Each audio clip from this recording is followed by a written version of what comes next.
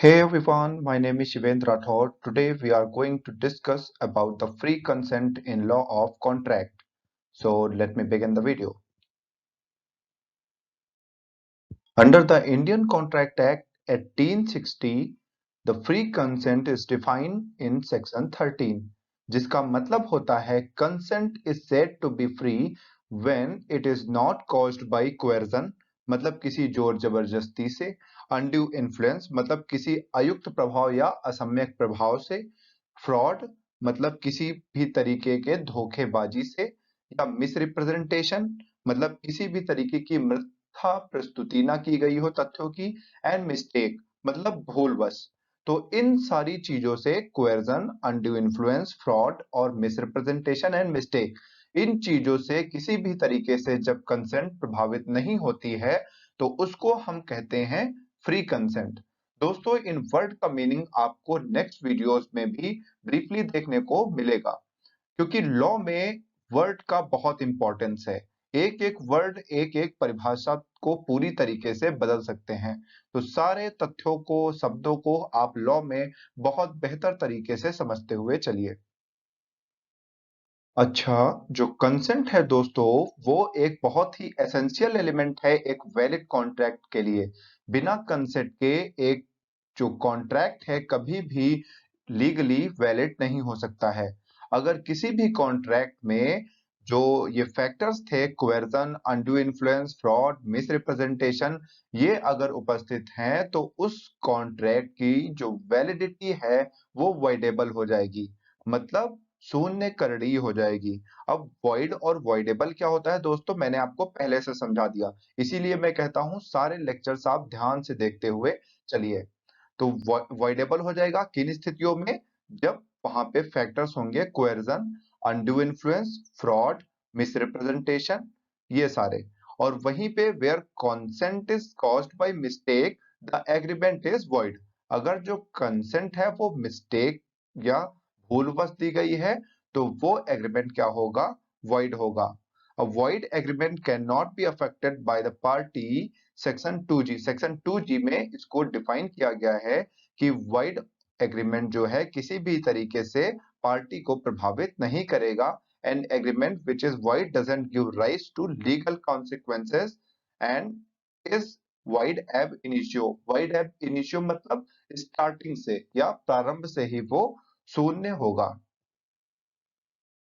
अच्छा, यहाँ पे दोस्तों देखते हैं कि आखिर कंसेंट और फ्री कंसेंट में डिफरेंस क्या है, क्योंकि सहमति तो दोनों में हो रही है, फिर ये फ्री कंसेंट वर्ड का यूज हम लोग क्यों करते हैं? तो एक चीज आप ध्यान में रखिए कि जो सहमति है किसी कॉन्ट्रैक्ट के लिए, वो एक होता है जब पूरी तरीके से व्यक्ति की सहमति से भी हो सकती है, और एक सहमति तब हो सकती है जब उसको दबाववश लिया गया हो, या उसको धोखेबाजी से लिया गया हो, या कोई बल प्रयोग किया गया हो, या किसी और तरीके का फोर्स उस पे हो। तो यहाँ पे देखिए, free consent is defined under the act as consent which is not caused by coercion, undue influence, fraud, misrepresentation and mistake. अगर इन चीजों से प्रभावित है कंसेंट तो वो कभी भी फ्री कंसेंट नहीं हो सकती है। Every free consent is consent, but every consent is not a free consent.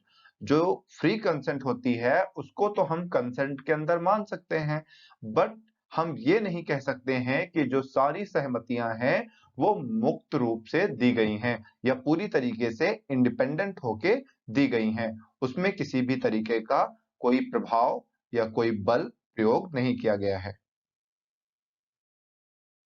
अब देखते हैं दोस्तों, white agreement and white contract, मतलब शून्य करार और शून्य संविदा में क्या अंतर होता है। White agreement is an agreement not enforceable by law. जो वॉइड एग्रीमेंट होते हैं या शून्य करार होते हैं, उन पे किसी भी तरीके से लॉ का इन्फोर्समेंट नहीं होता है। A contract which is not recognised by law, वो कॉन्ट्रैक्ट जो लॉ के द्वारा रिकॉग्नाइज्ड ही नहीं है, there can be no action instituted in a court of law to claim right against parties. उसमें किसी भी तरीके का क्लेम जो है वो पार्टीज के द्वारा उठाया नहीं जा सकता है। Void agreement is void right from the day the agreement is constructed, while a void contract become void at a later stage। जो वॉइड एग्रीमेंट है दोस्तों, शून्य करार हैं, वो उस दिन से ही शून्य होते हैं जिस दिन से उसको कंस्ट्रक्ट किया गया है या करार किया गया है। बट जो वॉइड कॉन्ट्रैक्ट होते हैं वो लेटर स्टेज में आके वॉइड होते हैं, जब उसमें किसी तरीके की कोई इंसिडेंट हो जाता है या कोई सरकमस्टेंसेस ऐसी बनती हैं जो उसको शून्य कर देती हैं। जो वॉइड एग्रीमेंट है दोस्तों, ये specially chapter 2 of the act में ऐड है, जिसमें section 11, section 20, section 23 and section 30 and 56 जो हैं वो डील करते हैं विद वॉइड एग्रीमेंट। बट वहीं अगर हम दूसरी साइड पे देखें तो जो वॉइड कॉन्ट्रैक्ट है, इसके लिए कोई स्पेशल चैप्टर जो है वो एक्ट में ऐड नहीं किया गया है। फिर से देखिए दोस्तों, दोनों में अंतर आपको फिर से बता देता हूँ। जो वॉइड एग्रीमेंट है ये स्टार्टिंग से the day of the construct से ही वॉइड होते हैं, बट जो कॉन्ट्रैक्ट हैं ये लेटर स्टेज में वॉइड हो जाते हैं। और एग्रीमेंट्स में किसी भी तरीके का जो क्लेम है वो पार्टीज नहीं कर सकती हैं, बट कॉन्ट्रैक्ट में कर सकती हैं। वॉइड एग्रीमेंट चैप्टर 2 में है, बट कॉन्ट्रैक्ट के लिए कोई जो स्पेशल चैप्टर है वो ऐड नहीं किया गया है। So this is the end of our video. I hope that you are fully prepared about the topic free consent. अगर आप मुझसे जुड़ना चाहते हैं दोस्तों तो Facebook, Instagram, LinkedIn सारे लिंक आपको डिस्क्रिप्शन बॉक्स में दिए गए हैं। अगर आप नोट्स के PDF चाहते हैं तो मेरी वेबसाइट www.theblackcode.weebly.com पे कांटेक्ट कर सकते हैं। If you like the video then share it and subscribe the channel.